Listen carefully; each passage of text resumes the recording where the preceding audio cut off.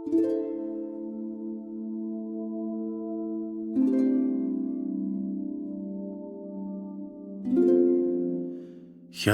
шилдэг өгүүлэлгүүд. Зохиолч Чэн Шисю. Тосгоны дарга. 10 жилийн өмнө манай тосгоны соёлын төвд шарангуй царайтай туранхай залуу ажиллаж байсан бөгөөд түүний бичсэн өгүүлэлэг ховь тавиланг нь оронгоор нь эргүүлж билээ. Тэр өгүүлэлэг тухайн жилийн шилдэг бүтээлээр шалгарч манай залуу мужийн төвд мэрэгжилтнээр өргөдөн ажиллах боллоо.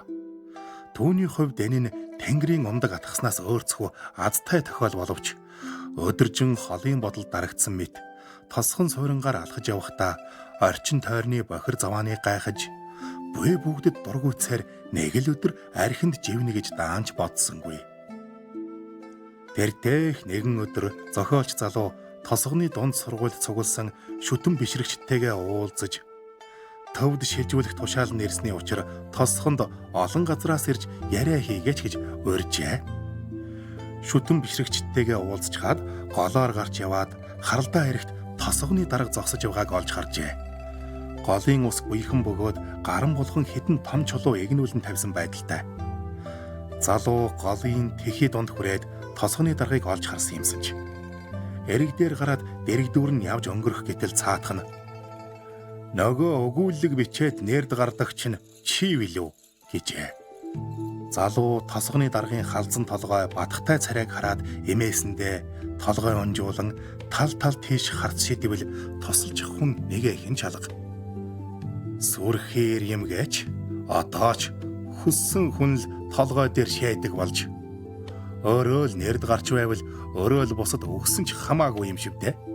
Би ч яг нэг муу тосгоны дарга явсан ухаантайч та нар шиг залууст дарагдсаар өнгөрөх нь хэмээн шүд зүүн хягтнах дарга хөдлөх шинжгүй зогссон ч удалгүй чулуу дамжин үсэрч гол гатлаад эргэж харсангүй явж одов.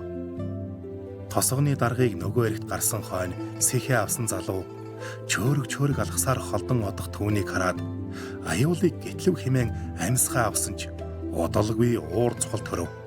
Араас нь элдэж очиод бокс руу өшгөлмөр санагдавч бие барьлаа. Ухаан санаагаа алдсан биш. Барьцалдаад авбал тосгоны дарга түүнийг хоёр няслаад л буулгаад авахыг сайн мэднэ. Тухайн үед тосгоны дарга албан тушаалаасаа бууж хаа хуваарлагдхаа хүлээн ногооны талбайд бөхөлзөж байлаа. Мэдээж зохиолч залуугаас болж халагдаагүй нь ойлгомжтойч залуугийн бичсэн өгүүлэг түүнтэй огтхонч холбоо хамааралгүй гэвэл бас тийм биш. Өгүүлэгт өндөр дээд албан тушаалтай нэгэн жижиг тосгонд ирэхэд тэр тосгоны дарга тэргүүтэй хэдэн хүн түүнийг ихээхэн доромжилдог тухай дүрсэлдэг. Хэрвзээ өгүүлгийг бичихийн өмнөхөн тосгоны дарга албан тушаал буугаагүйсэн бол зохиолч маань даргыг сөрөг дүр болгож харуулахгүй л байлаа. Шилдгээр шалгарсан тэр өгүүлэгт тосгоны захиргааг ховсгалт зөвлөл гэж нэрлсэн байсанд зарим уншигч ингэснээр уг зохиолч болсон явдлыг гуйвуулсан гэж үзжээ. Энэ нь ч үнний ортой. Тосгоны ховсгалт зөвлөл цагтаа жинхэнэ ховсгалж байгуулга байсан бөгөөд захиргаа нь урд өмнө тосгоны томоохон овгийнхны мөргөлийн сүм байжээ. Зөвлөлийнхэн хаягдан эзгүүрч хан нь хагарч нурах төгсөн дээвэр дээр нь өвс ургасан байшинг засаж сэлбээд хаалга цонх гарган цонхоо шилэх шилгүй байсан тул бордооны гялгар цаас тогтоож байрлсан түүхтэй. Соёлын хувьсгалын үеэр байшин барилгаа арчилж тордохоос илүүтэй лоозон бичгийг урьдл болгон ханаа улаан шараар будсны учир уг хан үрчлээцэн нүрээ буудсан хөгшин авгаа шиг өнгө дарж үзэсгүй муухай харагдаж байлаа. Дотор нь бүтэн тавилга гэхээр юмгүй. Ширээн догонцдог, сандлаа хан төшүүлэн байж суухаас гадна нягтлангийн самтан тосон балн хүртэл самбайгаар ороож тогтоосон хөөрхилтэй байдалтай байсан санж. Угийн ядуу зүдүү тосхон маань ховсгал мандаад хэдэн жил өнгөрөхөд гэрэлгээгээ орж хүмүүс баяр хөөрөөр бялхах болсон нь тосгоны даргаа томилж ховсгал зөвлөлийн удирдах бүлмийн анхны хурлыг зохион байгуулснаас ихтэй билээ. Тосгон суйрангийн хурал цагтаа эхэлж байсан удаагүйг энд тэмдэглэх нь зүйтэй. Хүмүүс уван цувсаар ёсод эхлэх байсан хурал 10 тэхэлвэл дээдийн заяа. Төрүүлж ирсэн нь ойр зургийг ярилцсан бусдыгаа хүлээн.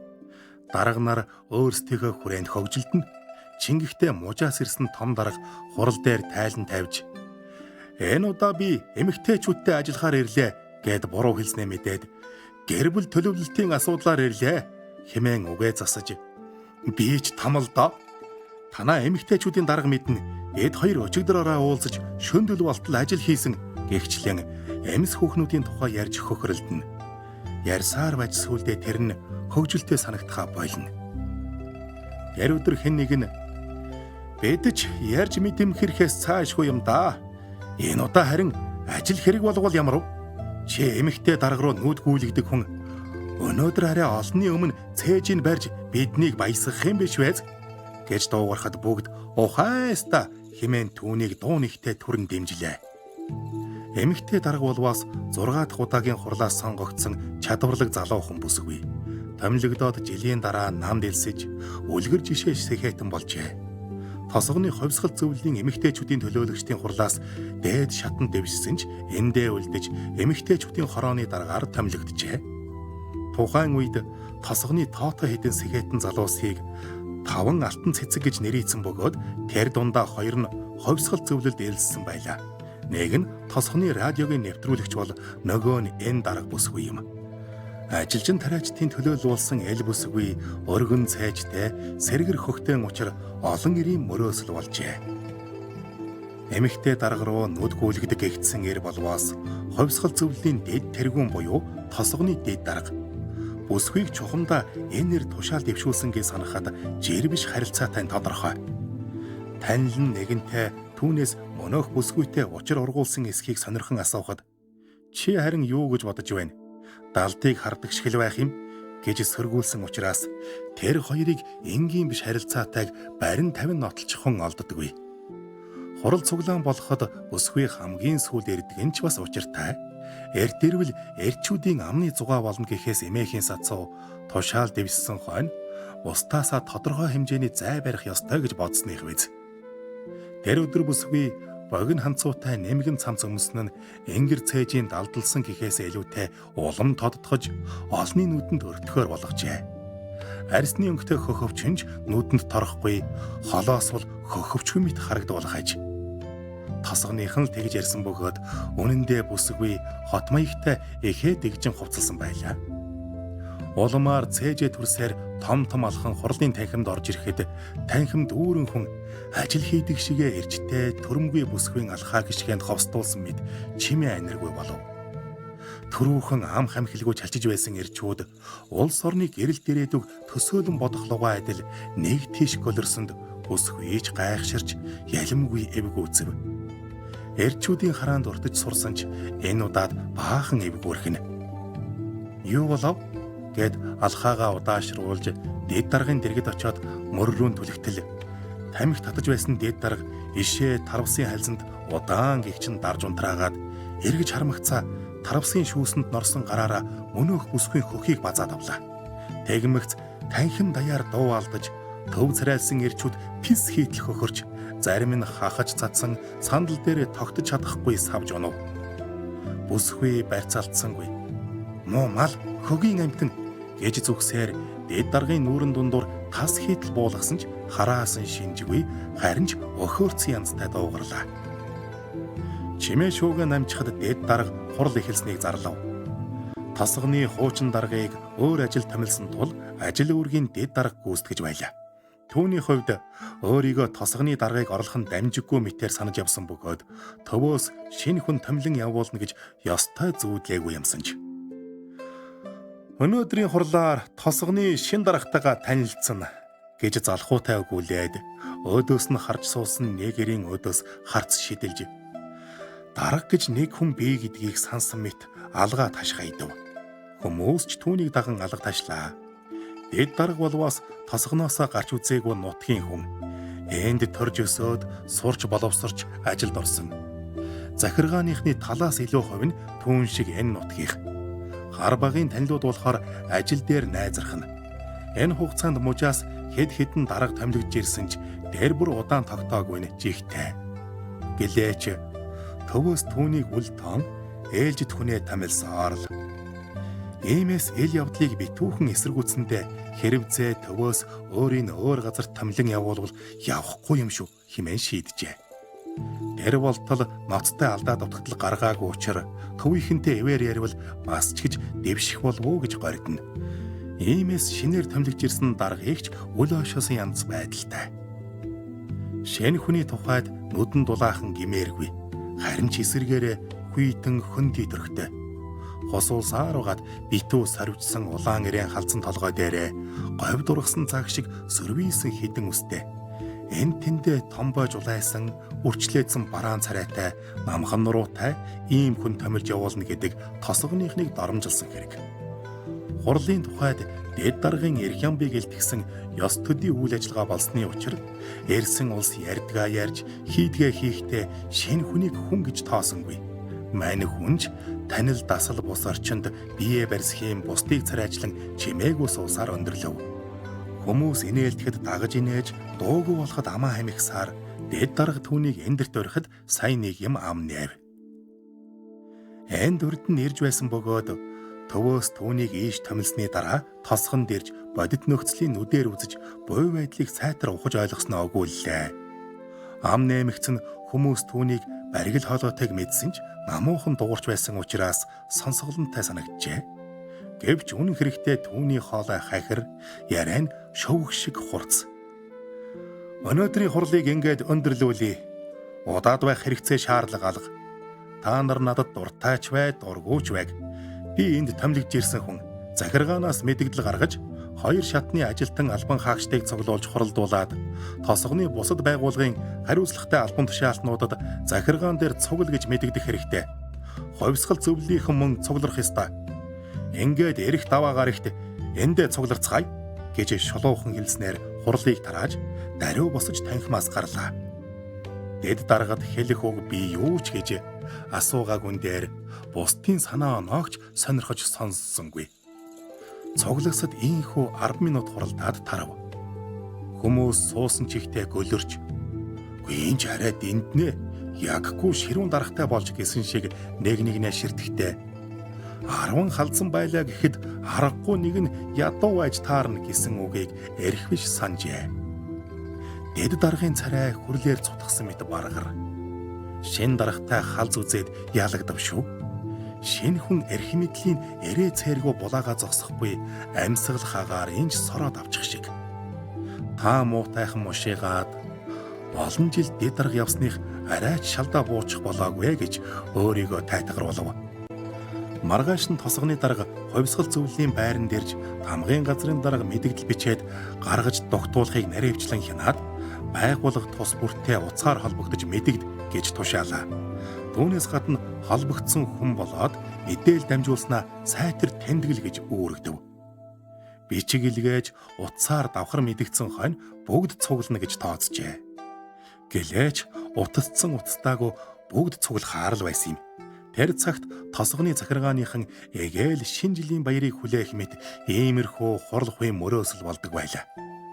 Харин дэд даргын тухайд хурлын бэлтгэл ажлыг бие даан хариуцахаар шийдэж, тамгын газрын даргад шинэ хүн томилогдж ирснийг дуулгаад, ажлын хэм маягаа өөрчилж ховсгалж маягаар хуралдахаар төлөвлөн зардлын хамгийн багаар тооцохоор тогтов. Урд нь санхүүгээс тогтоосон зардлыг хэтрүүлэх нь хэвийн үзэгдэл байсан бөгөөд илүүчилсэн мөнгөө байгууллагын дарга нарт хувааж хүртээх учир дэдэж сэтгэл хангалуун үлдэнэ. Гэхдээ энэ удаад илүү дутуу зардлыг танахаар шийдсэнийг ойлгож болно. Хамгийн газрын дарга дэд даргын санааг дэмжигч дотроо багахан айдастай. Дэд дарга та тосгоны даргын эрх мэдэлд халдсан хэрэгт унаж хорхойтой араанд нь зуугдах үедээ гэж сануулжээ. Тосгоны дарга энэ тухай өөрт нь тайлгнахыг дуулаад журмаар нь болго гэсэн ч сэжиг ав бололтой. Удалгүй хуралд оролцохстыг зочид буудалд биш, ховсгал зөвлөлийн байранд орзосон сүрэл дэвсэж байрлуулсны зэрэгцээ өөрөө зөвлөлийнхэнтэй хамт чихэлдэн байрлав. Хоолунд дутамг байсныг хэлэх хэрэг юм. Хуучин сүмийг зөвлөлийн байр болгоод ард нь хашаа барьж гал тогоо жорлон гаргасан ч хүн олширсон хойно хаана хүрэлцгээ байсан нь ойлгомжтой.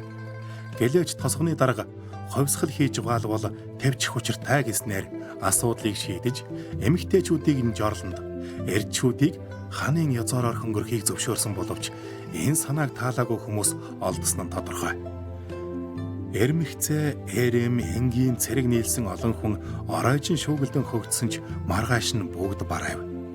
Сүмийн гадна талд хаанаас хизээ ирсэн мэдэгдэхгүй буумрлсан ирчүүд тэднийг хориод гадагш гаргасангүй. Утас ажиллахгүй байхыг бодоход шугам тасарчээ. Юу болсныг хэн ч мэдсэнгүй. Хэн хинээ хийш иртэн яахаа мэдэхгүй байх үед тосгоны дарга сайн дурын 2 булаа залууг дагуулсаар ороод ирлээ. Шөнө хидийд гараад явсныг хэн ч анзаарсангүй. Хоолой засан ханиагаад "Тайвширцгаа.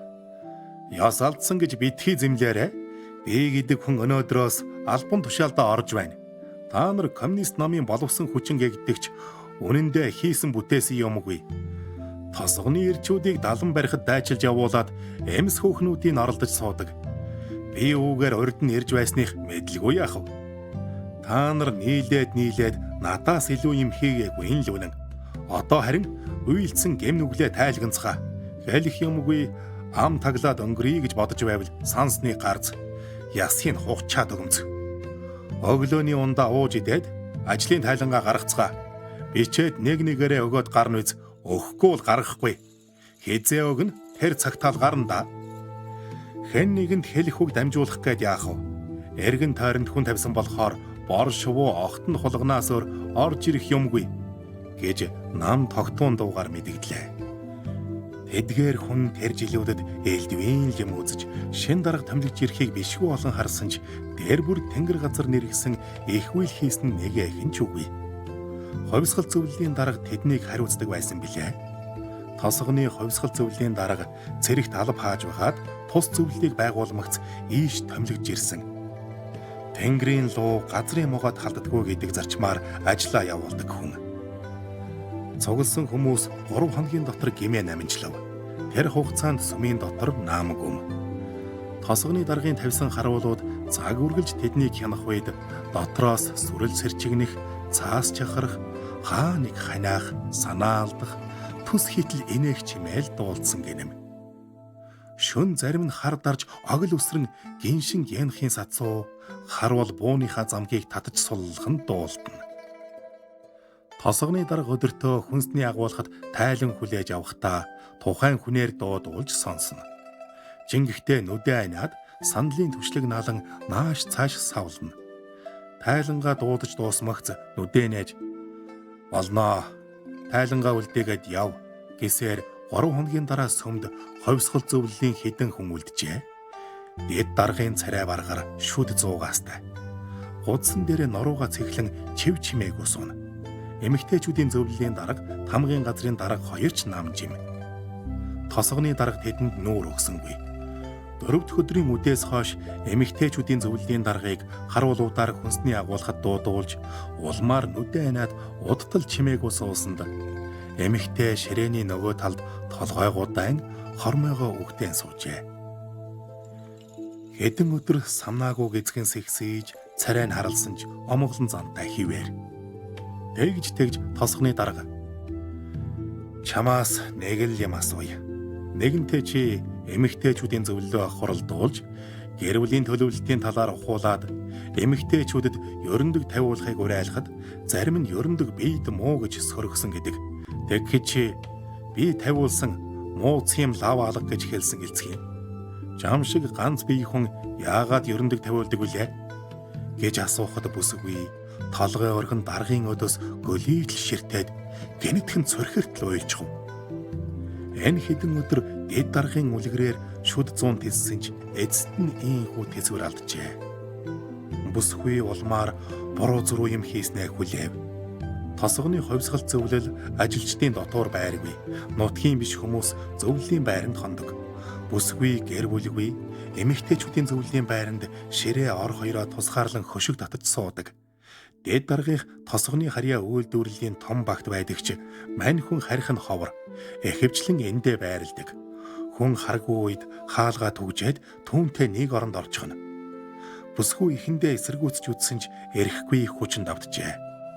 Түүнээс гадна дээд дарга энэ нь алстаа өөрөөгөөчтэй туршлага болж үлдэнэ гэж ятгажээ. За тэр нарийн ширээн ч яах вэ?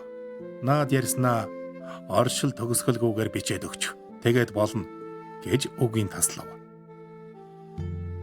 Бүсгүйг агуулхаас гаргуу үгүй юу гатаа хүлээж ядсан тамгын газрын дарга зөрөөд орлоо. Өвдгөн чичрээд хариуг ус хөгдөхнө. Толгоны дарга түүнийг суу гэвэл суусан ч байранда тогтох биш. Зүүнд хатгуулсан аятай өндөлзөн. Шүдээ тажигнтал чичирсээр даргын өдөөс харж зүрх муутай болохоор хийсэн юм үгүй үлээ химэн өгүүлээд залуудаа нэг алдаа хийсэн тэр тухай бодох бүр одоо ч би ярдс хийдэг гэд түүнийгээ цаасан дээр буулгалаа гэв. Тэр үед тамгын газрын дарга тосгон томлогж ирээд удаагүй эргэттэй харилцах ажлыг хариуцдаг байжээ. Нэг удаа гэрэлтэй батлуулаад удаагүй Эрэм хоёр баталгаагаа барьсаар орж ирээд гэрлээд 3 хонсон ч Эремийн ажил нэг л болж өгдөггүй гэв. Хаврын тэргүүн сар дөнгөж гараад байсан цаг. Тосгоны захиргааныхан баяраар амраад ажилдаа ороогүй. Тамгын дарга үдээр хамаатныда баггуу сархад хүртэж зүрхээ чангалаад авсан тул цуснд хөөрч эрэхтэй тандан чи юусаа энд хүлээж бай. Би эхнэрийн чинийг шалгаатхий гэд эмэгтэй өрөөндөө дагуулan оржээ. Тэр цагт хүмүүс захиргааныханд бүрэн дүүрэн итгэдэг. Төрийн албан хаагчдад итгэх нь төрдөө итгэхийн нэр. Төрд итгэх нь албан хаагчдад итгэхийн нэр гэж үздэг байв. Тиймээс эрэхтэй нь гадаа хүлээн үлдэж эмэгтэйнч шалгуулахаар додгош оржээ. Тамгын дарга мэдээж гантайсан эрэхтнээ углан эмэгтэйг шалгасан нь тодорхой. Шалгаж дуусаад хөлсөн цутгасан чихтэй зөв зүгээр байна. Цоолчлоо гэсээр эмэгтэйг дагуулж ирэв. Сарын дараа эхнэр нөхөр хоёр танд маш их гялайлаа. Тэр өдрөөс хойш бид хоёрын ор хөнжлийн ажил ямар ч саадгүй болсон. Одоо хөл хөнд болсон хэмээн бэлэгсэлт болсоор эртэл тамгын дарга нүүр хийх газар оллгүй уулалцжээ. Өхөвч багдах нүгэл хийсэн нь тэр. Ховсгал толны итгэл сэтгэл дөрөөлөн ийхүү бузар үйл хийсэн тул олны гисгэлийг хүртэх учиртай гэлээ. Тосгоны дарга тамгын даргын намжиллыг төвчээртэй сонсоод сандал дээр савлахаа болж нүдээ найсан ч тайлангаа ширээн дээр тавиад гарг гисэнгүй. Ширээгээ тохойлдон тайлангаа бичиж нугалсан цаасыг авч дэвүүр шиг сэвээд ширээн дээр байсан асаагуурыг авч шар хитласааж булангаас нь шатаачхав. Галын дөл нугалсан цаасны булангаас идсээр даргын гарт хүрэхэд ширээн дээр чимэх төдийл үнс үлдлээ. Үнсийг боогнуулж угаад шолон хөдөлгөөнөөр түлхэхэд агаарт хийсэж үзэгдэх юмгүй болов. Толгой өргөн тамгын даргад энэ хэргийг ингээд хаая гэж дуугархад цаадхынх нь мэлэрсэн нүднээс том том нулимс бүнжигнэн тусалж чичирсээр газар цөгрөв. Одоо болноо. Цаашдаа зам мөрөө анхаарна биз гэд инээхэд мэдлээ дарга таны загснаар л явъя гэлээ. Ингээд тосгоны дарга албан хаагчдын бичиж өгсөн тайлангуудыг барьсаар нутгийн захиргааны байгууллагуудаар нэг бүрчлэн орж нөхцөл байдлыг судлав. Мэдээж бүх албан хаагч муу мухай хэрэг үлдэж байгаагүй нь тодорхой боловч бүгд л хоригдсан газраасаа суллагдахын тулд ухаж төнхөж байгаад ямар нэгэн гэм үйлснээ санаад тайлагнан бичжээ. Тосгоны дарга тамгын даргын нүдэн дээр тайлангийн шатаасан шиг бүгдийнх нь тайланг харуулж байж шатаагаад үүнээс хойш цаашдын зан харилцаа ажил үүргээ бодож тунгаа өнгөрсөн хэрэг явдлыг ингээд мартъя гэж тайтгаруулан сэтгэлийн засав. Гэт энэ дундаа нэг л хүнийг оршоож уучлсангүй. Эмэгтэйчүүдийн зөвлөлийн даргын тайланг мужийн ховсгал зөвлөлд өргөн барьлаа. Тэгэхэд орон даяар Сэхэтэн залуусын ажил үүргийг хянан шалгах тухай шинэ удирдамж гараад удаагүй байв. Дэд дарагч эмс хүүхнүүдийг бузарсан хэрэгээр үүний хомрогод өртөж ховсгал зөвлөлийн даргын хэлснээр цаазын ял хүртэх гэмнүгэл үйлдсэн гэгджээ. Тосгонд түүнийг дэмждэг хэсэг бүлэг хүн байсны ачаар л амьтай голтой молдров. Эмэгтэйчүүдийн зөвлөлийн дарга эл явдлаас хойш тосгонд үлдсэнгүй. Хот орж ажилчин залуутаа гэрлээд нөхрөө даган тоосго шатаадаг үйлдвэрт хуваарлагджээ. Чингээд тосгоны даргын хувьд ёс тайл азот гийсэн амжилт бүтээлээр дүүрэн өдөр хоногуд урсав. Цус ихтэй нэр хүндэд дуртай нэгэн болох нь ч удахгүй мэдэгдлээ. Аж үйлдвэр газар тариалан адилхан анхаарч шинийг эрэлхийлэн тэргүүний туршлага нэвтрүүлсэн нь их билээ. Мөж маань газар тариалан түшгэлсэн эдийн засагтайч уул нуруу дов толгод ихтэй учир мөжийн хувьсгал зөвлөлийн дарга уулын оройд цөөрөн байгуулж уул толгодыг ойжуулан шаталсан тариалангийн талбай байгуулж уулын ингэр билээр шин тосгон суурин босгоход зорьсон өөрчлөлт шинжиллийн цогц бодлого боловсруулав. Энэ нь ухта хэлхээ уул нуруудын дунд далан босгож сан байгуулад доор нь хэд хэдэн үе замтай тариалангийн талбай гаргаж талд байгаа тосгон суурингуудыг уулын ингэр билээд нүүлгэн шилжүүлж зүйрлвэл дугуйлж тогтсон казарм мэт үлгэр жишээ шин төв сууринг цогцлоо гэсэн утгатай. Товчхондоо бол уулсын дунд усан сан байгуулж газар тариалангийн үлгэр жишээ суурин газрыг цогцлох хөтөлбөр юмсанж. Үүнээ хэрэгжүүлэхийн тулд мужаас хүнд ажиллаж баг тус бүрээс хүн хуваарлан тушаал зөрчсөнийг ховсгол журмаар хатуу шийдэхээр тогтов. Тосхон дагуу сурингаас гадна ногооны сангийн аж ахуйтай тэгш өндөрлөг дээр байрласан бөгөөд уул нуруу гिचгээр юмгүй учир дээр өгүүлсэн усан санг байгуулах боломжгүй боловч тосгоны дарга энэ ажилд хүн хүчтэй ажиллах тухайд тусгайлан хурал зарлж альва ажлыг сэтгэлийн зоригоор гүйцэлдүүлнэ. Ямар үр дүнд хүрэх нь ур чадварын асуудал. Уулгүй бол усан сан байгуулах боломжгүй ч тариан талбай дундуур техник зорчих зам гаргаж шинэ маягийн тосгоныг бүтээн байгуулах бүрэн боломжтой хэмээн мэдгджээ. Хурал тарамагц талбай дундуур техник зорчих зам шинэ тосгоны зураг төслийн дагуу улаан шугам татаж ажил ундран хуучин байшин барилгыг нурааж шинийг барьж эхлэв. Сангийн аж ахуйн хөл хөдөлгөөнд орж орвонгороо эргэсэн бол суурин нам жим. Техник зорчих зам суурингаар дайрч өнгөрөх учиртай болохоор шилжүүлэх нь тодорхой.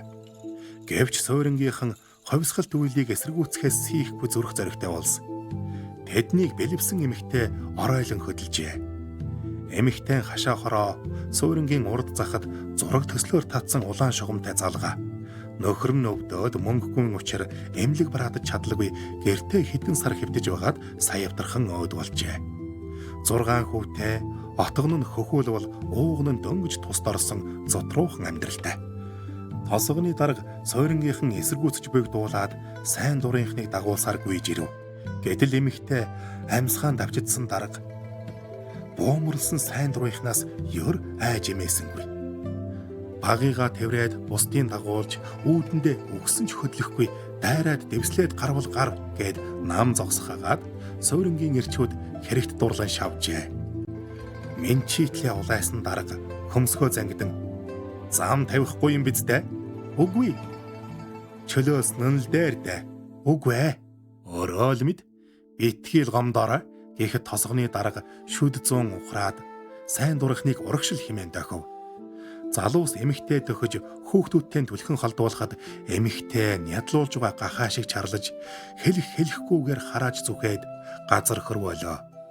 Цугласан хүмүүсийн дундаас зоригтой нэг залуу урагш гарч сайн дурынхантай барьцалдан авахад тосгоны дарга эсэргүүцэл буудна гэж мэдээрэй гэж зандарсанд настай автар ирчүүд нь мөнөөх залуугийн өмнө гарч халахлан зогсов. Даргыг дохио өгмөгц Дунфанхун их бууны амнаас харавтаа манарч пин хийгээд бэлэвсэн эмэгтэй сүрлэн дээвэртэй байшин чимээгүйхэн нурж унлаа. Эсэргүүцээд ямар ч нэмэргүйг ийхүү нүдэрээ гэрчилсэн суурингийнхан жаалжуул ямаа цуглуулахаар овон цувн тарав.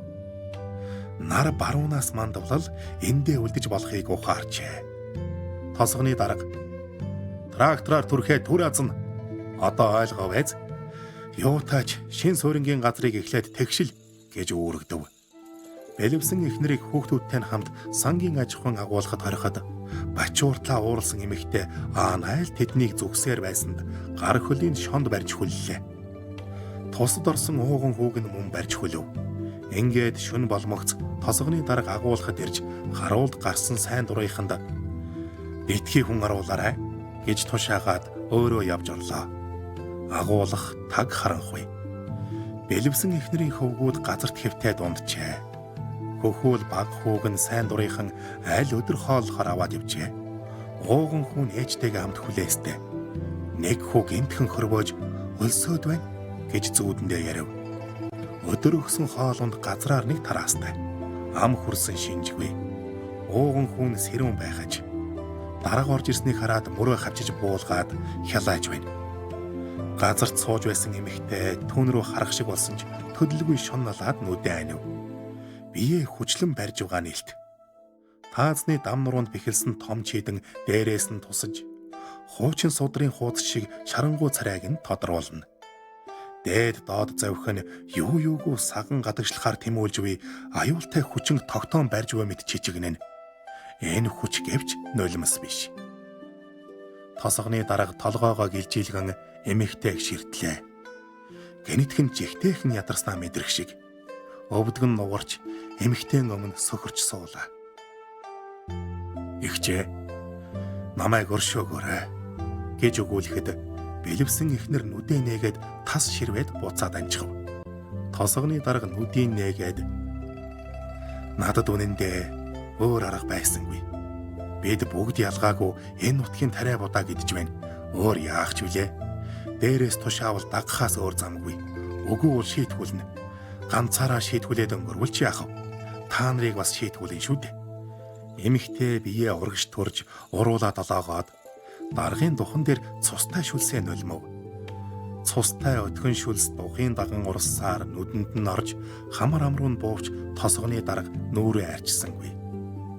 Сэтгэлээ онгойтл уураа гарга. Энэ хідэн хүү хэдхэн жилийн дараа өсөж торниод танд хань түшиг болно шүү дээ. Эхнэр нүдэ айнаад үл сонсох мэт царай гаргавч зовхон чичгэнхэ болжээ. Игчээ, би таны төлөө л хэлж байна. Хуучин байшингаа нураалгаад шинэ байшинтай болно шүү дээ. Сангийн аж ахуйгаас бариад өгнө. Танаас ямар ч мөнгө гарахгүй. Энэ хідэн хүүхэд миний дүүгээс өөрцгүй. Сар бүр будаа тариа явуулж буй. Намайг байгаа цагт танайхан алзахгүй. Маргааш нь бэлэвсэн эхнэр том хүүгээ дагуулan олонтай нэгтгэхэд хүмүүсийн гайхсан гэж таймгүй. Урд нь өгсөн ч хөдлөхгүй гэж байсан хүн намжин болоод үйлдвэрийн багийнхантай мөр зэрэгцэн жагсахад гайх нараггүй. Өдөр хоног энэ мэт алгуур ажуухан урсав. Бэлэвсэн эхнэр угаас дууцгойтой тосгоны дарга тэр шөнийн яриаг хүнд бүү хэлээрэ гэж аминчлан загсныг ч ёсоор болгожээ. Хөл хөсөн ядуу дорой хүмүүст нэрмээс болдог гэж үг бий. Гэвч тосгоны дарга хэлсэндээ хүрч шин тосгоноо байгуулад сангийн аж ахуйн шин агуулгын хажууд бэлэвсэн эхнэр зориулж хоёр өрөө байшин босгож өгөв. Түүгээр зогсохгүй отхон хүүг нь сангийн аж ахуйд ажил ортол хэдэн жилийн турш тэднийд будаа өгч байлаа. Тэгэхдээ шөнө шуудаагаар нь үүрээд авчирна. Аж ахуйх нь тогтсон хангамжтай. Тосгоны дарга тэднийд өгсөн будаага өөрийн нэрээр бичүүлж авч байсныг хангамжийн хилцээхэн хожимоо дамын 8 хийсэн гэж дээж хатанд тайлгнажээ. Тэр үед бэлэвсэн эхнэрийн нэг хүү цэрэгт татагдах насанд хүрсэн юм санж. Хүүгээ цэргийн албан тэнцэхгүй хасагдах вэ гэж эмээвч тосгоны даргаас гуйж зүрхэлсэнгүй. Аргаа барахдаа хідэн юан цуглуулж хүүдээ өгөөд будааны төлбөрийн хэсгийн чатгаа төлж барагдуулаарай хэмээн шөндөлөөр тосгоны даргынх руу явуулав. Гэтэл цаадах нь эр хүн юу эсийг үзэх болж л таарна. Ямар гэм хийсэн биш гэд мөнгийг авсангүй. Бэлэвсэн эхнэр даргыг өөд болсон хойнч түүнд ач санаж газрын нэргэж арц хүж уугуулан зовлон жаргалаа хуваалцдаг байжээ. Гэлээгээд өгсөн хүн үг ярих биш дээ. Тосгоны дарга олон жилийн дараа тунж эмгэнэлтэйгээр амиа алдаж билээ. Шин суурингаа байгуулад тосгоноороо цуглаж хуралдав. Ховсгал зөвлөлөөс хоримтлуулсан туршлагаа нэгтгэн можийн ховсгал зөвлөлийн дарга тайлагнаад можийнхны хараанд ортлоо. Дараа нь тосгондоо муж орон нутагт шинэ маягийн суурин байгуулах зөвлөгөөн зохион байгуулахад можийн ховсгал зөвлөлийн дарга тэргүүтээ төлөөлөл, сэтгүүлч, сурвалжлагч, бусад тосгоны ховсгал зөвлөлийнхэн зэрэг хэдэн зуун хүн оролцжээ. Тосгон тэр үеэр хөлөгтэй тосгоны дарга эхлээд можийн хөдөлмөр бүтээлийн үлгэр жишээ хүнээр шалгарсан бол улмаар улсын хэмжээнд тэргүүлв. Мож улсын хэмжээний том сонин хэвлэлд гялтгансан толгойтой том гэрэл зургийг нэг биш удаа нийтэлжээ. Тэр зөвлөгөөн золтой л гамшиг дагуулсангүй. Шинэ маягийн суурин гүдсэн улс зөвлөгөөн хийж удирдамж гаргаад тарахаар төлөвлөсөн ч илтгэл тавих үеэр микрофон гинтхэн ажиллахаа байсан юмдаг. Мужийн зөвлөлийн дарга микрофоноо оролдоод эргэж хартал эндрийн араас тосгоны радио станцын ажилтан бүсгүйг гүйж гарч ирмэгцээ. Микрофоныг авч хэд алгацсан ч найл дугуурсангүй эцсэндээ яах учраа олохгүй сандарч цугласан улсч эндэрөөд гөлрөв. Мужийн зөвлөлийн дарга яагаад ч юм жигтэйхэн уурсаж царай нь хүрэнтээд алив холд микрофон гооч гэсэн үгээ хэлчихнэ гэж зандраад уран цэцэн үгийг өндөр дуугаар урсгаж эхэллээ. Цугласан олонч урамшуулан алга ташиж инээлдэв. Улмаар зоог барьсны дараа мужийн зөвлөлийн дарга тосгоны даргад радио станцын өнөө хэмэгтэйг дуудвал ярих юм байна гэж үүрэгджээ. Олны сэтгэлд айц сахруулдаг энерхим тушаал дэвшээд удаагүй ч мужийн захиргааныхан түүнийг очсон газар бүрдээ айл өнгөтэй өөдтэй хөөхнүүдэд нүд унхан ховсгалт суртлаа хуулга хийх нэрийдлээр завхаардгийг андахгүй. 50 гарсан ч ярьж хүчтэй, овор багтай. Өдөр хэдий алжаасан ч шөндөө суртлаа хуулга хийлгүй өндсөн удаагүй гэлцэнэ. Чингэхтэй ховсгалт үйл гүйцээж буймит түргэн түрмгий. Нам сонсохны очсон газар болгоных нь эм дахианууд хүртэл сургаар нь өмдөө татдаг гэх. Энэ яриа газар авсаар сүүлдээ үлгэр домог мэт болсон юм. Тосгоны дарагч "За" гээд "Та манай радио станцын ажилтан бүсгүйд сургалт явуулж тосгонд хонглохоор шийдсэн нь бүсгүйн хувьд ихээхэн урам нэмхийн зэрэгцээ тосгоны хувьсгалт албан тушаалтан ард иргэдийн тухайд нэр төрийн хэрэг би одоохон зохицуулчихъя" гэсээр хөлн хөнгөрч баяртай наргагүй гарлаа. Зөвлөлийн хашааны дотуур гадуур эргэлдэж мужийн зөвлөлийн даргад хоноглох байр хөнжил гудас бэлдээд гадаа нь харуул тавихаар зохицуулсанд цаадах нь ихээ сэтгэл хангалуун. Одоо явж амар да. Өдөр жинл нааш цаашгүйлээ нөгөө бүсгүйгээ дуутчих гэсэнд "За мэдлээ" хэмээн шулуухан хэлээд гарч явлаа. Одолгүй ганцаараа эргэж ирсэнд мужийн зөвлөлийн дарга "Нөгөө бүсгүй яасан?" гэж хүлээж ядсан янзтай илт дурамжхан асуув. Үгүй яаж хийж явгаад дарга даамалдаа тал засахыг хүсдэг ажилчид олон ч даргийнхаа санаа оног ойлгохгүй захтансан газар нь онож майжихгүй буруудах нь энүүхэнд билээ. Тэр байтугай уур цуглын төрүүлэх тохиолдол ч бий. Дээд албан тушаалтнууд санаагаа шуутхан хэлэх нь ховор. Чиглүүлээд орхитогдвол овсгоо муутайхан нь нүдээ болгосон мэт яах учраа олохгүй сам гарддаг шүү дээ. Харин тосгоны даргын тухайд чадвартай сүүхэтээр гэлээч энэ удаа яаж чадсангүй. Радио станц дээр ирэхэд бүсгүй 5 минутын өмнө хот орохоор галтрэгний буудлын руу явсан байлаа. Шанхайд байдаг гэрээс нь эмээн хүнд өвдсөн тул яаралтай эргэсэн цахилгаан илгээжээ. Тиймээс тосгоны даргаас ч чөлөө авч амжилгүй учир шалтгаанаа өгүүлсэн зуруу сүлдээгээд нулимсаа урсгасаар сандминд машин бариад явсан юм санджээ. Ингээд тосгоны дарга бүсгүйг дагуулж ирэхийн оронд цахилгаан утас барьсаар орж ирэв. Шанхайн бүсгүйн чээгшүүлэгч тосны үнэр шингэсэн зурвсыг мужийн зөвлөлийн даргад өгвөл цаадах нь цэхийгээд дуугарсангүй. Гадагш гарч хүн дуудаад ховсгал зөвлөлийн үүдэнд очлоо. Тэгмэгц мужаас ирсэн хэдэн машин хөдөлгүүрээ хөнгөнүүлэн асааж холын цагаан гэрэл нь хашаа хороог гэрэлтүүлэн гийгүүлв. Ирсэн зочид машиндаа сууж салхи татуулан харанхуйд уусан бараагүй болоход тосгоны ховсгал зөвлөлийнхэн мужийн зөвлөлийн дарга ямар учраас гинтхэн яваад өгсөнд гайхширан хэсэгтэй л үүдэндээ гөлөрч зогсов. Сүр бараатай ирсэн зочид төлөөлөгчд хэлэггүй чимээгүйхэн алга болсон нь лав сайны дохио биш. Энд хийхэн урд нь ингэтлээ айж имэж байсан удаагүй. Гэтэл тосгоны дарга харин ч амгалан тайван мужийн зөвлөлийн дарга угаас түргэн зантай, түүгээр айж зартай. Юу болааж? Би бүгдийн толгой мэдэн хариуцна. Та хэд санаа зовлтгүй явж амар гэснээр цугласан олныг тараав. Үнэн дээр сүйдтэй зүйл болсонгүй. Уг тосхон улсдаа үлгэр жишээ болсон эрхэмдээд байр сууриа хадгалан үлдэж тосгоны дарга муж нийслэлийн хурал цуглаанд удаа дараа оролцсон туршлага солилцлоо. Мужийн зөвлөлийн дарагч тэр шөнийн явдлыг эргэж сөхөөгүй нь тосгоны дарга нэгэнтээ мужийн төв орж хурал суухдаа мужийн ховсгал зөвлөлийн даргатай аминчлан уулзаж татуулсан том зураг авч ирснээр батлагдав. Зургаа жаацалж ховсгал зөвлөлийн хурлын танхимын эндрийн ард хадсан нь хожмоо намын дайсан гихтхийн эх үндсийг тавьсан нь хангалттай. Мужийн ховсгал зөвлөлийн дарга тэр шөнө гинтхэн давхиж одсны учир шалтгаан тосгоны даргыг тушаал буусны дараа ил болж билээ. Тосгоны шуудан хорооны даргын батлан хэлснээр тэр орой тосгоны дарга ажилтан бүсгүйг Шанхайд дуудуулсан хуурамч цахилгаан бичиж өгөхийг түүнд өөрөгдөж бүсгүйг Шанхай руу явуулсныг гэрчилсэн юм. Тухайн үед тосгоны шуудан шууд цахилгаан илгээж хүлээж авах боломжгүй. Ирсэн цахилгааныг мужийн төвийн шуудангаар дамжуулж тэндээс эргээд тосгон руу илгээдэг журамтай байжээ.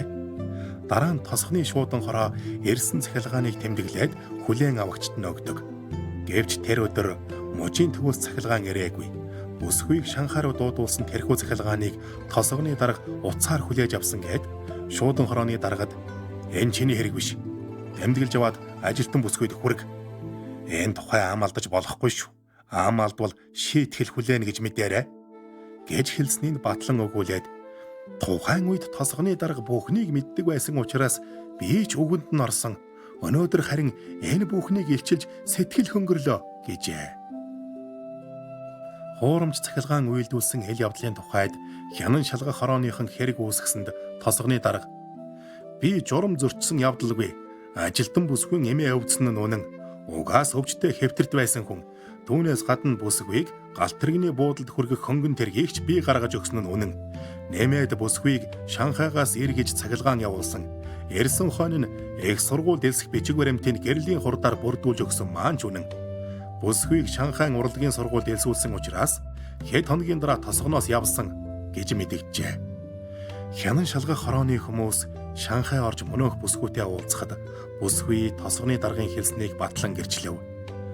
Их сургууль дэлссэн бүсгүй тэр шин тосгоны дарга ямар учраас түүнийг дуудуулж гэрээс нь цахилгаан ирсэн гээд шалуухан гарч годомжны уулзвар дургасан гаврын модны доор хүлээж буй хөнгөн тэрэгт суугаад галтрэгний буудалд очиж хэлсний учрыг ойлгоогүйгээч өгүүлжээ.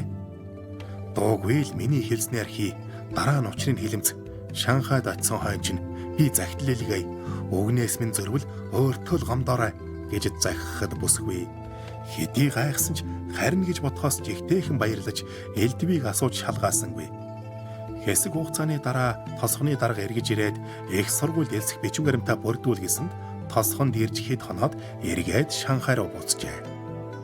Тэр орой ямар учраас Шанхай руу явуулсныг ч бүсгүй асуусангүй. Тосгоноос явж байгаадаа хөл газар хөрөхгүй баярлаж явлаа. Тосгоны дарга яагаад өөрт нь ийхүү сэтгэл гаргасныг ч асуусангүй. Ёстой бүүмэд гээд энэсэн нь хот суурин газрын нүдэнд дулаахан над шиг бүсгүйд ямар ч ир талтай л хандна гэсэн утгатай билээ. Тэр тусмаа хөдөө тосгоны бүдүүн баар гэрчүүд нүд унах нь мэдээж гисэн нь тосгоны даргыг хунгийн махан санаа аргасан бах мэлхийн мэтэр зураглан дүрслэв. Иймээс тосгоны даргыг завхаарсан гэж буруутгах санаатай байсан ч хянан шалгах хорооныхон ч мухарджээ. Бүсгүйд юуны учир ингэтлээ хайр халамж тавьдаг билээ гэж асуухад дарга харин та нар юу гэж бодож байна? Хүснээрээ л бичээд тайлгнчих гэж хэв нэг хэлсэн байдаг. Гэлээгээд тосгоны дарга тушаалдаа удаан тогтсонгүй. Од харвахын дайтай охор богино хугацаанд мандаад унсан да. Лембио мууж тосгоны ховсгал зөвлөлийн дарга нарын араас тосгоны дарга шүүхийн хаалга татлаа. Цагтаа тэд ч мөн бусдыг ийхүү буруутган дэвшсэн шүү дээ. Тэр үед тэднийг нам засагт тэрсэлсэн хэмээн буруу шаасан юм. Мужийн зөвлөлийн даргын усан сан байгуулах бодлого төрийн бодлогын нэг хэсэг хэмээгдсэн бөгөөд тосгоны байр байдлыг судлахаар энд ирээд газар доогуур штаб байгуулахаар төлөвлөсөн ч ирсэн өдрийнхөө шөнө гэмтхэн учир битүүлэх бодсны дараа ард олон түүний ааш цанг мэдээд үзэхэ байж өргөн олноороо жигшин зэв үзэх болжээ. Гээд халзан дарга маань тоосонгүй. Өөрийнх нь хэргийг хянан шалгах хорооны хуралд хэв нэг ирэв. Эндэр дээр гараад нэг өвдгөө нугалж нөгөөхөө хажуу тийш тэнээлгэн гараа алдлан суухад хурлын дарга босооч бид эрүүдэн шүүдэг хүмүүс биш гэтэл би өөрийгөө шийтгэж байна. Чамд падгүй гэд тоох биш. Энэ үйлдэл чинь тэгээд ямар учиртай юм бэ гэж асуухад толгой, чих, гар хөлийн маань байрлал гэрэл гэсэн үсэг болж байгааг харахгүй байна уу? Энэ үсэг алдар нэр олох, алдах гэсэн хоёр үгийн аль алинд нь ордог. Алдар нэрээ дуурсгах өдөр байхад алдах ч өдөр, эргүүлж авах ч өдөр бий гэвэл танхимд цугласан хүмүүс яахаа мэдсэнгүй. Тосгоны хүнсний газрын дарга. Таавал тусгай хангамжтай тосгоны дарга. Мах авахдаа нэг бол өөхтэй эсвэл хар гэж голдог. Тэгээд гахайн толгой л авна гэдэг. Гэтэл тосгонд сардаа хэдэн гахайн толгой нийлүүлэх боломжтой байлээ. Нэг гахай нэг л толгойтой. Та гахайн толгойноос өөр мах иддэггүй. Тань шиг албан тушаалтнууд намын нэрээр дамын намаа хийж байхад ард олон өлөн зэлмүн явхаас өөр яах вэ? Нугалсан шийтгэл оноо бол таарна гэж дэвслээд өгөө бол бид хүлээн зөвшөөрөхгүй эцээ хүртэл эсэргүүцэж тэмцэнэ гэж мэдэгдлээ. Энэ үед эндрийн булан зогсож байсан тосгоны дарга хүнсний газрын дарга руу хялав хийгээд чи намайг магтаад байна уу, матаад байна уу? Надаас өөр гахайн толгойн мах иддэг хүн үгүй юм биз дээ.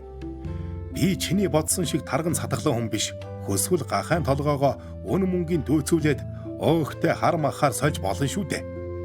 Толгой мах ямар амттайг амтлаад үз гэж шүдэн завсраараа сээгүүлэхэд хүнсний газрын даргад хариулах үг олдсонгүй.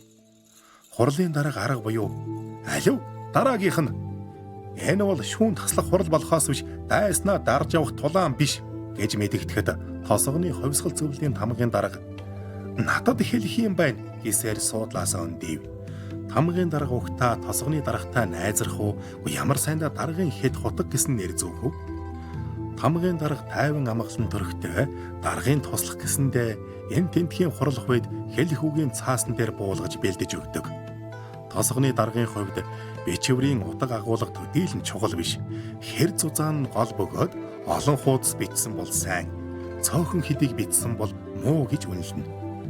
Гэхдээ тосгоны дарга тамгын даргын бичсэн цөөн хэдэн хуудас бичвэрийг ч уншиж бардаггүй байсныг энд тэмдэглэх учиртай. Тамгын дарга 10 хэдэн нас хүртлээр өхөр хариулж байгаад баг сургуульд орсон ч ар гэр нь хэцүүдж хоол хүнсээ залгуулж чадхаа байхаар эргээд газар хаглах болсон. Уг хүн нь цөс ихтэй. Уулын тосгон нь баг сургуульгүй байсан тул сургууль байгуулахаар сэтгэл шулуудаж захирал багшийн ажил үүргийг давхар үүрэн хээл бичиг тоо зураг биеийн тамирын хичээл зааж галч жижүүрч хийж явсан түүхтэй. Энэ маягаар хэдэн жил өнгөрсний дараа гавьтай юм болоогүй ч олонд танигдж хамтралын захиргаанд хуваарлагджээ. Соёлын хувьсгалын үеэр тус хамтрал хамгийн түрүүнд эсэргүүцэгч этгээдүүдийн гарт өртсөн гэдэг. Эсэргүүцэгч этгээдүүдийг мэдээж мань хүн ахалж хамтралын захиргааны бүх тамга тэмдгийг нэг олсонд бэхэлж тогтоогоод бүсэндээ зөөв. Тэгэхэд 10 халдсан байхад аль нэг нь тарчиххан амьдралтай байдгийн үлгэрээр түүнийг эсэргүүцсэн хүн бараг тайвал үгүй. Цөөн хэдэн өөр хоорондоо жиг жуг хийлцэн ч тэгсгээд дарагдсан. Иймээс соёлын хувьсгал өрнсөн хэдэн жил гагц тэдний хамтралд л өөмэн самуун дэгдсэнгүй нам тайван өнгөрчээ. Тамгын дарга ийхүү дэвшин мандаж хожимо тосгоны хувьсгал зөвлөлийн дарга болсон ч мэддэг ханз маруухан боловсролын төвшнээр тосгоны даргатай хавьдахгүй. Тэгэвч зузаан илтгэл бичиж итгэлийг алдахгүй. Тосгоны дарга буулгасныг гаргахгүй байх нь элбэгч энэ тухайд тамгын дарга өөрийн гэсэн айхавтар арга суугчилжээ. Тэр нь ихэнгийн элтгэлээ хувлаад өөртөө нэгийг бичиг үсэг сайн мэддэг өөр нэгэнд нөгөө хувийг бариулчихна. Элтгэл тавьж байхад нөгөө хүн даргын ард зогсож байна. Дарга ханзаа гаргахгүй төгдөрвөл элтгэлээ өмнө нь уншаад мэдэхгүй ханзаа тэмдэглэждэг зантай. Нөгөө хүн рүүгээ дохино. Гэвч нөгөө хүн ханзыг дуудаж амжаагүй байтал адгуу зантай тосгоны дарга буруу уншаад үргэлжлүүлэн урсгана. Азар дарга нь ичхийг мэдэхгүй танхимаас засаж хэлвэл засаад л үргэлжлүүлээд уншчихна та. Нүв нүцгэн гэхийг улаан жимс гэж уншихад ард нь зогсоо нөхөр улаан жимс бишээ нүв нүцгэн гэж хэмнэхэд олж сонсоод барьсан илтгэлээ тавьж нүв нүцгэн гэсэн үү хэмээн эргэж хараад тийм ээ гэвэл зааз нүв нүцгэн гэж засаад танхимд цугулсан олныг хараад буруу дуудчихаж улаан жимс биш нүв нүцгэн гэсэн үг юм байна шүү хэмээхэд хүмүүс инээлдэгч цайлган юм даа гэд уучлж мартна. Тосгоны дарга халзан ч гэлээ малгай ёр өмсөхгүй жавар тажигнж байх ч гялаан толгойтой явна. Тамгын дарга тавцан дээр гарахад тосгоны дарга соёлын хувьсгалын хэдэн жил энэ байтугай хүмүүстэй нүүр тулж явсан болохоор гайхсангүй. Тамгын дарга тосгоны даргын элтгэлд хараалын уг олонтоо тааралддаг. Дөрвийн бүлгэм тэднийг барих тухай дурдах нь элбэг гээд энэ бүхнээ хизээ хэдийд хаана илтгэсэн ноттой баримттай гэж төгдрөлгүй бадлан хэлв. Энэ бүхнийг тосгоны дарга эвшээлгэн сонсоод "Гэ тэр эшиллүүдийн чи битсэн байхаа. Ялуу үрэгтэй тулвал чи бас үүрлцэх ёстой биш үү? Бүх гимээ надад тоох гээд яах вэ?" гэтэл тамгийн дарга ичиж улалзан дууга хураасан ч гэнэт зориг орж "Бусдыг дарлан дарамтлагдаг үе чинь өнгөрсөн. Тэгсэн атлаа дарамтлах санаатай юу? Чи юу н хэдэн толгойтой хүн бэ?" гэж хашгичхад тосгоны дарга толгой гудаан "Хэдэн толгойтой вэ гэж юу? Ганц энэ халзан толгой л байна" гэж бовтнолаа. Хэдий бовтновч айж ичээгүй нэлэрхий. Хүдхийн инээн. Хурлын дарга микрофон авч чимээгүй гэж хэлсэн боловч өөрөө ч тэсгэлгүй нээчв. Тосгоны даргад хатуу шийтгэл онооно гэж хинж сансангүй. Багшаархан тушаалтай улаан хувьсгалж энэх хүн авилгад автсан өндөр албан тушаалтнуудтай харьцуулахад хийсэн хэрэг үгүй шүү дээ. Ногооны талбай туваарлахад тээш очсон ч захиргаанаас цалинсан хэвээр үлджээ. Энэчлэн 6-7 жилийн нүүр үзв. Энэ хугацаанд тушаал буурсан тосгоны даргын тухай зохиол бичиж кино найруулж нэрд гарсан урлагийнхан цөөнгөө бөгөөд өгүүлгийн эхэнд өгүүлсэн шагнал хүртсэн зохиолч залуу тосгоны дарга нутгийн захиргааныхныг хэрхэн дарамтлагдаг байсан тухай дэлгэрүүлэн өгүүлжээ.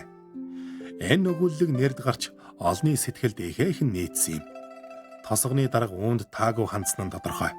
Гэвч угийн цайлган зандайдаа мартгансан юмсанч. Чингээд зохиолч залуутай гарман дээр таарч уг хаяхдаа үнэндээ бол хар буруу санаж хэрүүл өдхийг огтхонч хүссэнгүй. Хэлсэн үг хийсэн үйлдэл нь үүнийг бүрнээ батлана. Тэр явдлаас хойш төдийл удалгүй тосгоны дарга өөд болж билээ. Тэгэхэд тэр хотод ногоо хүргэхээр тракторын чиргүүл дээр суугаад замд гарчээ. Тэр өдөр бороотой, уулын зам шавартай, халдиргаатай. Трактор шарваж чиргүүл нь уулын уруу өнхөрөхөд чиргүүлд атсан ногоон дээр сууж явсан хэдэн хүн бүгд осолджээ.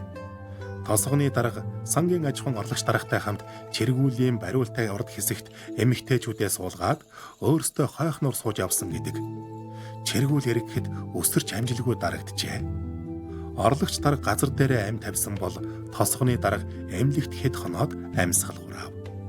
Өөд болохоос өмнө радио станцад ажиллаж байгаад олонд танигдсан телевизийн сэтгүүлч болсон Шанхай бүсгүй бичсэн өгүүлгэн шилдгээр шалгарч зохиолоо сонин сэтгүүлд нийтлдэг болсон алдартай зохиолч залууг дурлсан гэдэг. Энэ хоёрын нэгийг амиараа хаацайлан хамгаалсан бол нөгөө нь түүний хөлд чулуу ивэн үхэлд хөтөлжээ. Ховь заяаг нь эргүүлсэн хоёр хүн. Хүн гэдэг хэдий сул дараа болохыг гэрчилсэн хоёр залуу. Хүн ерөөс ганцаардлыг л тавьж идэггүй аж. Тэр тусмаа тосгоны дарга шиг хүн үхэхтэй хүртэл хэн нэгнийг дуудаж хань татдаг юмсанч. Гэтэл тэр хоёр нь түүнд хань бараа болохгүй нь лавтай. Бүсгүй нэрд гараад тосгонд кино зураг авахаар ирсэн удаатай. Кинонд Парисын дарихийн сүмийн Квазимодо шиг сэтгэл сайтайч үзэшгүй муухай дөрөгтэй дүр байжээ. Энэ дүрд тоглуулах хүнээ Шанхайн ойр орчмоор ирж хайсан ч олсонгүй. Дагмигц од бүсгүй намхан нуруутай тосгоны халдсан даргаыг санджээ. Тэр бол тосгоны дарга амьд сэрүүн байсан цаг. Кино багийнхан тосгонд ирж тушаал буурсныг мэдээд дэмий ирсэндээ халгалсан гэдэг. Харин зохиолч залуу өнгөрсөн хойно нэрээд явжээ. Голын гарам дээр тосгоны даргатай таарлцснаа санах бүрийд эвгүүрэгдэг залуу олны өмнө алгадуулсан мэт бугшсан уур хилэнгээ барьж дийлэхгүй улайдаг байлаа. Тосгоны даргаыг өөд болсон тухай дуулаад эгээтэл баярлсангүй. Түүнээс хойш олон жил өнгөрөхөд тэр нэгэн ичгүүртэй явдал мартагдан баларчээ. Ингээд хэдэн сарын өмнө мужийн төвд уйдаж ганихарсандаа найзуудтайгаа хөдөөхөр гарч сэтгэлээ сэргэн онгодоо хөглөхөөр шийджээ. Гэтэл нэг найз нь зохиолчийн төрсөн нутагт очивол ямар үг гэснээр тийш хөдлөв. Төрлөх тосгон нь 10 хэдэн жилийн дотор танигдахын аргагүй өнгө зүс засжээ. Хуучны хашаа байшин эгэнсэн гудамж талбайд шил толь хялтгансан цемтэн барилга яраагаад айн хондоо төрхтэй. Тосгоны захаар урсдаг голын ундраг дээр үйлдвэр барьсан учраас татарсаар хадаж оронд нь урт давлгаа хэмээх цементэн далан үргэлжлэнэ. Голын голдрол дагуу тавьсан өргөн засамлыг дагаад төрөл бүрийн мухлаг босгожээ. Тосгонд хэдэн өдөр саацсан хүмүүс мужийн төв орохоор хот хоорондын автобусанд суусан ч чиглэл эндүүрч тосгоны даргын осолд орсон нүцгэн уулын энгэрт хүрв. Тэр үед нүцгэн байсан уул тэгэхэд өдхөн ойтой тосгоны оршуулгын газар болж хувирчээ. Нэг нь хайр өхөл хоёр мөнхийн сэдэв юм даа гэд орчныг харахаар буулаа. Уулын орой дээр нутгийн баатруудад зариулсан хөшөөт цогцлбортой эхээ сайхан үзэмжтэй. Оршуулгын газрыг байгуулад удаагүй болохоор цемент, боржин, гантиг, шинэлэг хийцтэй хөшөө олонтой. Тэдгээр нь боронз, эс бөгөөс тод улаан шунхаар бичээстэй. Зохиолч залуугийн албан газар тогтчлт муутайч дотуур байранд тоглог тухтай. Урд жил нь Японд очихдоо тентгийн парламентын зэгэл саарал байшинг үзээд түүнтэй харьцуулахад Санлины хүнд үйлдвэрийн захиргаа хүртэл орд хар шим гэж сансанж сүм хід энгийн аваас санваартан сахилтан чинээлэг гэж ярилцдгийг эргцүүлэн санаа алдсан удаатай. Автобуснаас буугаад алхаж явтал уулын бэлд өвс ногоо ургаагүй хөшөө босгоогүй нэгэн булшны ойролцоо нарийн горих хоржигнэн урсхан нүдэнд торов. Тэгтэл нэг хүн булшин дээр гарч зогсоод хөнгөрлөө. Булш хэл байх юм гэвэл тосгоны захиргаанаас дагалдаж явсан нөхөр тийм ээ таны бичсэн нөгөө тосгоны даргын булш шүү дээ. Жилийн жилд нэг бэлэвсэн эхнэр л ирж арц хүж уугуулдаг ухаантай харж хандах хүнгүү дээ гэж хэлэхэд аль дарга хэмээн лавлав. Яагав таны өгүүлэгт гардаг тосгоны дарга гэсэнд үнэн үү? Тэр хүнийг яагаад энд оршуулсан юм бэ хэмээн асуув. Өөр хаана оршуулах вэ? Нас барсан хойно нь эрж сурсан хүн үгүй. Өнчин өрөөсөн байлгүй ажил явдлын тосгоны захиргаанаас л зохион байгуулсан гэх гашуун хариуд дуулджээ. Төгсөв. Орчуулсан Бат Эрдэнийн гэрлээ.